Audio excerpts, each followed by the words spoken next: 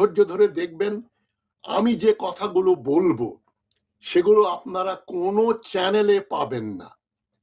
আমার 50 বছরের এই সাম্প্রদায়িকতা ও পার্টিশন হিন্দু মুসলমান সম্পর্ক নিয়ে যে গবেষণা, আমার পিএইচডি থিসিস, বই লেখা, অজস্র লেখায় যে অভিজ্ঞতা আমার আছে, সেটা আপনাদের সঙ্গে আমি শেয়ার করব। দেখবেন, আমার চ্যানেল সাবস্ক্রাইব করবেন যদি ভালো লাগে, এবং আমার এই ভিডিওগুলো শেয়ার করবেন। পশ্চিম বাংলা এখন বিজেপির দখলে, এটা প্রায় নিশ্চিত হয়ে গেল। এবার বাংলাদেশের 12টা বাজবে। কেন বাজবে এবং পশ্চিমবঙ্গের নির্বাচনে তৃণমূলকে কিভাবে পরাজিত করা হলো বাংলাদেশ স্টাইলে, হাসিনা স্টাইলের নির্বাচন হলো ভারতে, পশ্চিমবঙ্গে, এবং নরেন্দ্র মোদী শেখ হাসিনার আওয়ামী লীগ যা করেছিল নির্বাচন জিততে, ঠিক সেইভাবেই পশ্চিমবঙ্গে বিজেপির বিজয় নিশ্চিত করলো। এর ভয়ঙ্কর ভয়াবহ পরিণতি ঘটবে ভারতে, এবং বাংলাদেশেও তার প্রভাব পড়বে। এখন পশ্চিম বাংলার হিন্দু সম্প্রদায়, আমরা জানি, উত্তর পশ্চিম ভারতের হিন্দুদের চাইতে তুলনামূলকভাবে অনেক সেকুলার, অনেক অসাম্প্রদায়িক এবং মুসলিম বন্ধু। কারণ পশ্চিমবঙ্গে মুসলমানদের সংখ্যা হচ্ছে 31%, শতকরা 31 জন পশ্চিমবঙ্গের নাগরিক হচ্ছেন মুসলমান। কিন্তু কিভাবে মুসলিম বিদ্বেষকে কাজে লাগিয়ে বিজেপি পশ্চিমবাংলায় অধিকার করলো, দখল করলো, নির্বাচনে জিতলো, পাতানো নির্বাচনে, সেটাই আজকের আলোচ্য বিষয়। তো পশ্চিমবঙ্গের হিন্দুরা ভারতের অন্যান্য জায়গার হিন্দুদের চাইতে কম সাম্প্রদায়িক, তারা অসাম্প্রদায়িক, সেকুলার, লিবারাল।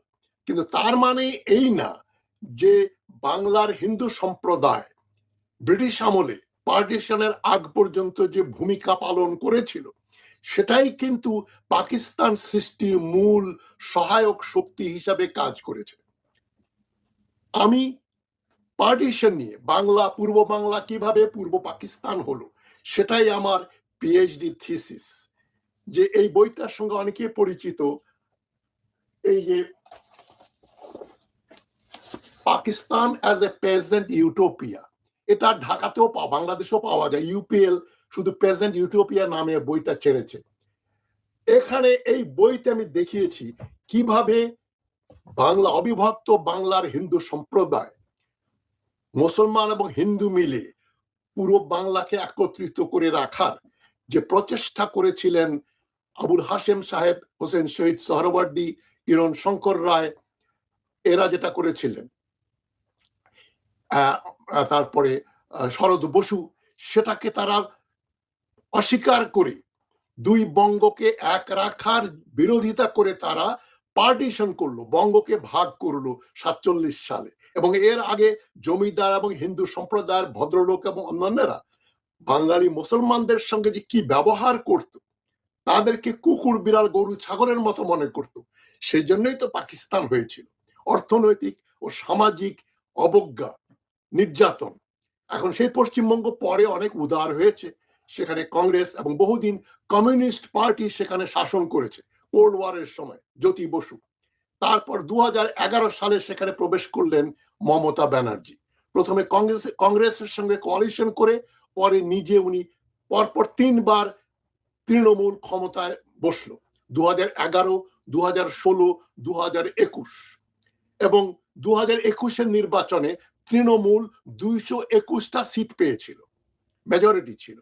আরেকটা ব্যাপার পরিধানযোগ্য, এই মমতা ব্যানার্জির তৃণমূল 2024 সালের ভারতের সাধারণ নির্বাচনে, জাতীয় নির্বাচনে পশ্চিমবঙ্গের 40 জন সাংসদ, লোকসভার সদস্যের ভেতরে 25-24 জন ছিলেন তৃণমূল কংগ্রেসের, মেজরিটি।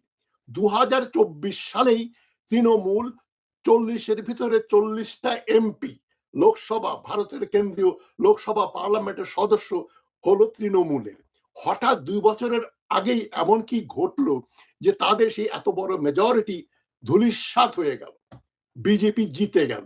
কারণগুলো আমি আজকে আলোচনা করব।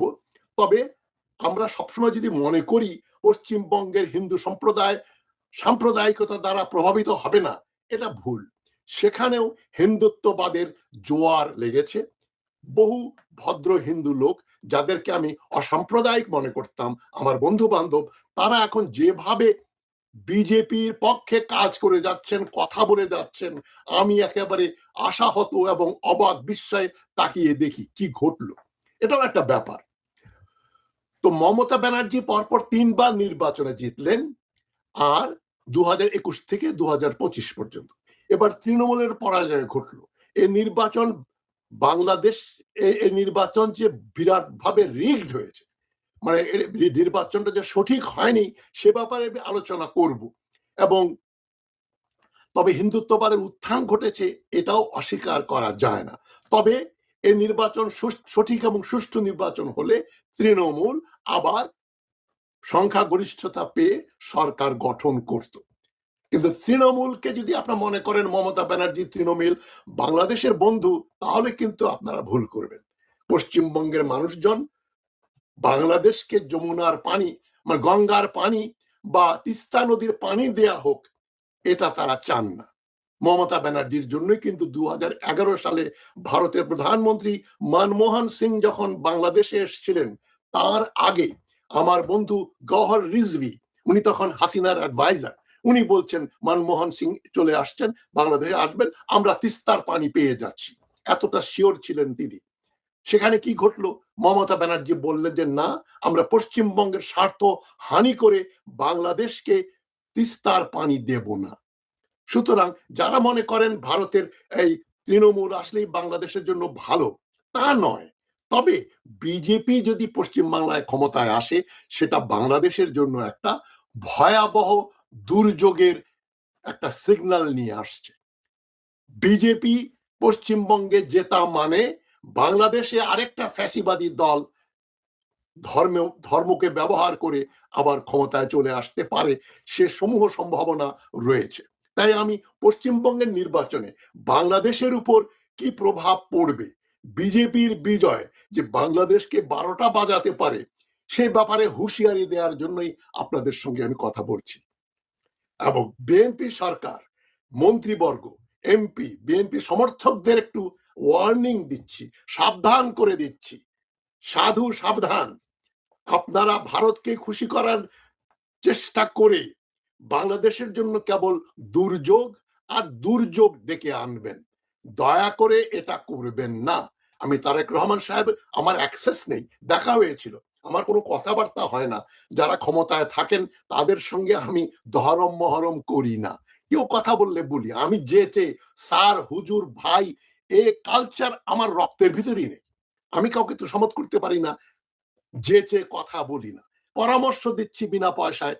তারেক রহমান সাহেব, ভারতের ব্যাপারে যদি আপনি সচেতন না হন, বিজেপির নেতৃত্বে যে ভারত, মোদী সরকারের ভারত, সেটা বাংলাদেশের সবচাইতে বড় শত্রু। যেটা মৌলানা ভাসানী বলেছিলেন যখন বিজেপির জন্ম হয় নাই, ভারত যে বাংলাদেশের শত্রু, এটা বুঝতে পারাটাই হচ্ছে সবচেয়ে বড় বিচক্ষণতা। এখন কিভাবে নির্বাচনে জিতলো সেটা একটু বলে নেই, তারপরে কি হতে পারে বাংলাদেশের ব্যাপারে সেটাও বলবো। দেখেন, আমি কেন বলছি নরেন্দ্র মোদীর বিজেপি দল হাসিনার কাছ থেকে সমস্ত শিক্ষা গ্রহণ করে তারা এই নির্বাচনটাকে পাতানো নির্বাচন বানালো। প্রথমেই বলে নিই, ৯১ লাখ ভোটার, পশ্চিমবঙ্গের জনসংখ্যা ৯ কোটির মতো, ৯১ লক্ষ লোক, প্রায় ১৯% ভোটারকে তারা বলল এরা অনুপ্রবেশকারী বাংলাদেশি মুসলমান। ৯১ লক্ষ মুসলমানকে তারা ভোটার লিস্ট থেকে খারিজ করে দিল, বের করে দিল। ইতোমধ্যে তাদের ২৭ লক্ষ লোক ভোট দিয়েছিল। তারা কিভাবে করলো? হাসিনা যেভাবে সুপ্রিম কোর্ট, হাইকোর্ট, সমস্ত আদালতগুলো কন্ট্রোলে নিয়েছিল, এস কে সিনহা সহ যত বিচারক ছিল, শামসুদ্দিন মানিক সহ সবগুলো ছিল হাসিনার দালাল, কেনা গোলাম। ঠিক নরেন্দ্র মোদী ভারতের সুপ্রিম কোর্টে নিয়ন্ত্রণে নিয়েছে, এবং ভারতের সুপ্রিম কোর্টে যখন এই ৯১ লক্ষ ভোটারের প্রতিনিধিরা মামলা করলো যে আমাদেরকে ভোটার লিস্ট থেকে বাদ দেয়া হয়েছে, তখন সুপ্রিম কোর্ট বলল ঠিক আছে আমরা দেখছি, এবার না হলেও আগামী নির্বাচনে আপনারা ভোট দিতে পারবেন। কি ধরনের বদমাইশি করলো ভারতীয় সুপ্রিম কোর্ট। ৯১ লক্ষ ভোটার, ১৯% ভোটারকে তারা ডিসফ্র্যাঞ্চাইজ করলো, ভোট নিয়ে নিল, তাদের ভোটাধিকার খর্ব করলো, নিয়ে নিল, ধ্বংস করে দিল। কি অজুহাতে? যে ওরা তো বাংলাদেশি। একমাত্র পাগলও বিশ্বাস করবে না যে বাংলাদেশে, উন্নত বাংলাদেশ থেকে, সমৃদ্ধ বাংলাদেশ থেকে কোনো মানুষ বাংলাদেশ, পশ্চিমবঙ্গে বা আসাম বা মেঘালয় বা ভারতে চলে যাবে। বাংলাদেশের দরিদ্র লোকজন দুঃখ কষ্ট করে বাংলাদেশে থাকবে, তারা পৃথিবীর অন্যত্র গিয়ে কাজ করতে পারে, ভারতে তারা যাবে না, যায়নি কোনোদিন। বিবিসির বিভিন্ন অনুষ্ঠান হয়েছিল তথাকথিত বাংলাদেশি অনুপ্রবেশকারীদের নিয়ে। এই এই এই ঘটনা কিন্তু তারা ভারত বলে যাচ্ছে গত ৩০-৪০ বছর থেকে। সেটা মিথ্যা। কিন্তু ৯১ লক্ষ লোককে বাংলাদেশি অনুপ্রবেশকারী বলে তাদের ভোটার লিস্ট থেকে খারিজ করে দেওয়া, যেটা ঘটেছে আগে ঘটতো আসামে। আসামে কিন্তু মানে অনেকগুলো ডকুমেন্টারি দেখেছিলাম, আমি ডকুমেন্টারি দেখি, একটা ডকুমেন্টারি দেখলাম একজন মুসলমান ভদ্রলোক যিনি ভারতীয় সেনাবাহিনীতে চাকরি করতেন, মুসলমান, রিটায়ার্ড, ইনি কাশ্মীর ফ্রন্টে ১৯৭১ সালে ভারতের পক্ষে পাকিস্তানের বিরুদ্ধে যুদ্ধ করেছিলেন। সেই ভদ্রলোক বলছেন, আমাকে বলা হচ্ছে আমি বাংলাদেশি, তাই আমার ভোটার লিস্টের নাম নেই। নরেন্দ্র মোদী যে আসামে যে বিজেপির সরকার, সেখানে কনসেন্ট্রেশন ক্যাম্প করে লক্ষ লক্ষ মুসলমান ভোটারদেরকে, বাংলাভাষী এবং মুসলমানদেরকে বলছে এরা বাংলাদেশ থেকে এসছে, ওদেরকে আটকিয়ে রাখলো এবং ওদের ভোট দিতে দিল না। সেই জন্য আসামেও কিন্তু বিজেপি সরকার গঠিত হয়েছে। পশ্চিমবঙ্গে একই কাজ করেছে, যেটা আমরা কোনোদিন কল্পনাও করতে পারিনি। ৩২% মানুষ পশ্চিমবঙ্গের বাঙালি হচ্ছেন মুসলমান। এর একটা ইম্প্যাক্ট পড়তো, বিজেপি কোনোদিন জিততে পারতো না। মোদী কি করেছেন?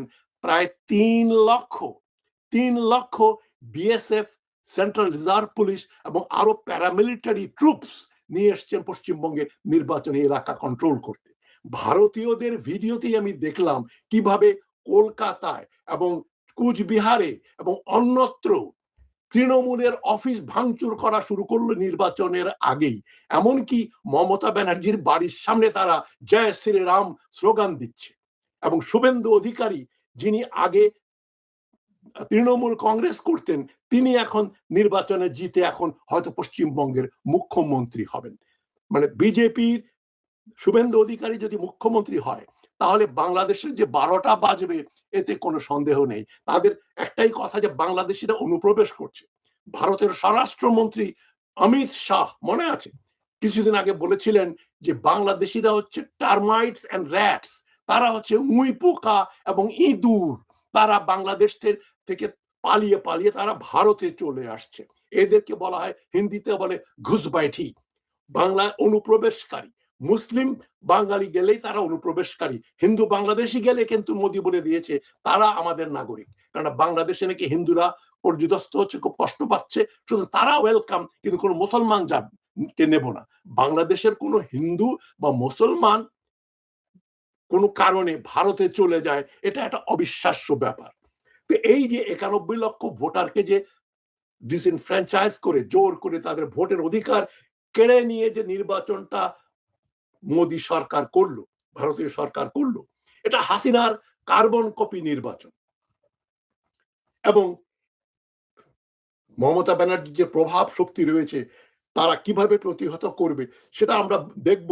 অলরেডি মারামারি শুরু হয়ে গেছে, তৃণমূল ভার্সেস বিজেপি পশ্চিমবঙ্গের সর্বত্র হচ্ছে। এর কোথাকার পানি কোথায় গিয়ে গড়ায় বলা মুশকিল। তবে কেন্দ্রীয় সরকার যদি সেনাবাহিনী, বিএসএফ, সিআরপি দিয়ে, মানে সবচেয়ে বড় কথা যে বিজেপি একটা ফ্যাসিস্ট দল, তারা সেই হিন্দু মহাসভা থেকে তাদের উত্থান।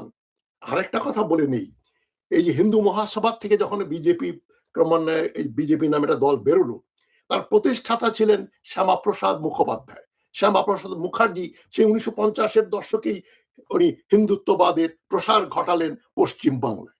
সুতরাং ১৯৪৭-এর আগে বা পর পর পশ্চিমবঙ্গের হিন্দুরা খুব অসাম্প্রদায়িক ছিলেন, এটা কিন্তু ঐতিহাসিকভাবে একটা মিথ্যা কথা। এবং পশ্চিমবঙ্গ এবং পূর্ববঙ্গের হিন্দু ভদ্রলোকেরা যে পার্টিশন করেছিলেন, পাকিস্তান সৃষ্টি করেছিলেন সাম্প্রদায়িকতার মাধ্যমে, তার একটা সুন্দর রেকর্ড আছে জয়া চ্যাটার্জির একটা বই, হিন্দু কমিউনালিজম এন্ড পার্টিশন, এই বাংলা ভাগ করলো হিন্দু সাম্প্রদায়িক শক্তিবিন্দু। এই বইটা পশ্চিমবঙ্গের হিন্দু সম্প্রদায় ভদ্রলোকেরা পছন্দ করেন না। বইটা ক্যামব্রিজ ইউনিভার্সিটি প্রেস থেকে ছাপানো হয়েছে, আমার সঙ্গে পরিচিত। আমি যখন পিএইচডি করেছি, আমি মুসলমান হিসাবে হিন্দু কমিউনালিজমের উপর বই লিখিনি, থিসিস করি নাই, সবাই বলবে যে আমি সাম্প্রদায়িক পক্ষপাত দুষ্ট। সেটা জয়া চ্যাটার্জি করেছেন ক্যামব্রিজ থেকে, যে জন্য পশ্চিমবঙ্গের হিন্দু ভদ্রলোকেরা কিন্তু জয়া চ্যাটার্জিকে দেখতে পারে না, বলেও পাকিস্তানের দালাল। তো এখন যাই হোক, সেই বইটা যদি পড়েন দেখবেন শরৎচন্দ্র চট্টোপাধ্যায় থেকে শুরু করে আর কাউকে বাদ দেয়া যায় না, তারা কিভাবে কট্টর মুসলিম বিরোধী ছিলেন। সুতরাং মুসলিম বিরোধিতা আছে, সেটাকে বিজেপি ব্যবহার করেছে। তবে 91 লক্ষ ভোটারকে যদি আপনি তাদের ভোটার লিস্ট থেকে বাদ দিয়ে দেন, তাহলে তো একটা বিরাট ব্যাপার। তাদের পক্ষে আর নির্বাচনে তৃণমূলের পক্ষে জেতা সম্ভবপর ছিল না। এবং এই ঘটনাটা পশ্চিমবঙ্গে ঘটলো, তো তৃণমূল যেটা হারালো তার প্রভাব যেন বাংলাদেশে না পড়ে। বাংলাদেশ যদি তার সরকারি দল থেকে ভারতপন্থীদের চিহ্নিত করে করে বের করে না দেয় এবং ভারতে গিয়ে ভারতের সঙ্গে দহরম মহরম করা, ভারতকে কনসেশন দেয়া, এটা যদি বন্ধ না করেন, তাহলে কিন্তু বিএনপি সরকারকে বলছি, তারেক রহমানকে বলছি, আপনি কিন্তু আগামী নির্বাচনে জিততে পারবেন না। এই ধর্মের দোহাই দিয়ে এই বাংলাদেশে কিন্তু তখন ধর্মকেন্দ্রিক লোকেরা জয়লাভ করবে। বাংলাদেশও একটা ভারতের মতো সাম্প্রদায়িক দেশ হয়ে যাবে, বাংলাদেশের হিন্দু সম্প্রদায়ও বিপদে পড়বেন। সুতরাং এই ওয়ার্নিং আমি দিলাম, সমবেদনা জানিয়ে পশ্চিমবঙ্গের জনগণের প্রতি সমবেদনা জানিয়ে আমার কথাগুলো বলছি। আমি আশা করি বিজেপির এই উত্থানকে তৃণমূলের সমর্থকেরা একদিন না একদিন প্রতিহত করবেই। তবে বাংলাদেশের জন্য একটা অশনি সংকেত নিয়ে এলো পশ্চিমবঙ্গে বিজেপির বিজয়। এই এবং সোজা কথায় বিজয়টা শেখ হাসিনা নিশ্চয়ই খুশি, মোদীকে নিশ্চয়ই বলেছেন, ফোন করে বলবে, দেখো আমি তোমাকে যেভাবে বলেছিলাম এভাবে করলে সুপ্রিম কোর্ট, পুলিশ, বিডিআর তো না, বিএসএফ কে দিয়ে, সিআরপি কে দিয়ে কন্ট্রোল করো যেভাবে আমি করেছি। তো ঠিক নরেন্দ্র মোদী শেখ হাসিনাকে অনুকরণ করে নির্বাচনটাতে জিতলো। তবে বাংলাদেশের জন্য এটা একটা অশনি সংকেত। আমি আবার বলছি, যেই তৃণমূল 2024-এর ভারতীয় জেনারেল নির্বাচনে পশ্চিমবঙ্গের কোটায় যে 40 জন এমপি, লোকসভা মেম্বার এমপি ছিল, তার ভেতরে 24 জন পেয়েছিল। 2021 সালে নির্বাচনে যারা 221 সিট পেয়ে 2/3 মেজরিটি পেয়ে সরকার গঠন করেছিল, হঠাৎ 2026 সালের মে মাসে এমন কি ঘটনা ঘটলো যে তারা বিজেপির মতো একটা ফ্যাসিস্ট দলের কাছে পরাজিত হলো। শেষ কথা হচ্ছে কি, ধর্মান্ধতা কিন্তু, এই যে রাজনৈতিক ধর্মান্ধতা কিন্তু ধর্মের কোনো ব্যাপার নেই। যারা সাম্প্রদায়িক রাজনীতি করে তারা খুব ধর্মানুরাগী তা কিন্তু না। কেন, ভারতের যে হিন্দু মহাসভার পরে এবং আগে যে হিন্দুত্ববাদী সংগঠনগুলো গড়ে উঠেছিল, রাষ্ট্রীয় স্বয়ংসেবক সংঘ আরএসএস, তার ফাউন্ডার সাভারকার, দামোদর সাভারকার, তিনি ছিলেন নাস্তিক। নাস্তিক লোক হিন্দুত্ববাদের জন্ম দিয়েছিল। সুতরাং আপনারা মনে করবেন না যারা বিজেপির সমর্থক তারা খুবই হিন্দু ধর্মে বিশ্বাস করে। কমিউনালিজম হচ্ছে একটা পলিটিক্যাল মুভমেন্ট, অর্থনৈতিক কারণে কমিউনালিজম গড়ে ওঠে। জায়নিজম, যেমন ইসরায়েলের জায়নিস্টরা কিন্তু, অনেক জায়নিস্ট কিন্তু নাস্তিক, তারা কোনো জুডাইজম, ইহুদি ধর্মে বিশ্বাস করেন না। বরং ইসরায়েলে যারা কট্টর ধর্মভীরু ইহুদি, তারা কিন্তু ইসরায়েল রাষ্ট্রেই বিশ্বাস করেন না, তারা ধর্ম নিরপেক্ষ, ধার্মিক কিন্তু ধর্ম নিরপেক্ষ।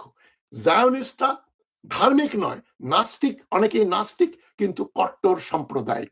ভারতেও বিজেপির ভিতরে এ ধরনের বহু লোক আছেন যারা কোনো ধর্মকর্ম করে না, ধর্মে বিশ্বাস করে না, ধর্ম নিয়ে ব্যবসা করে।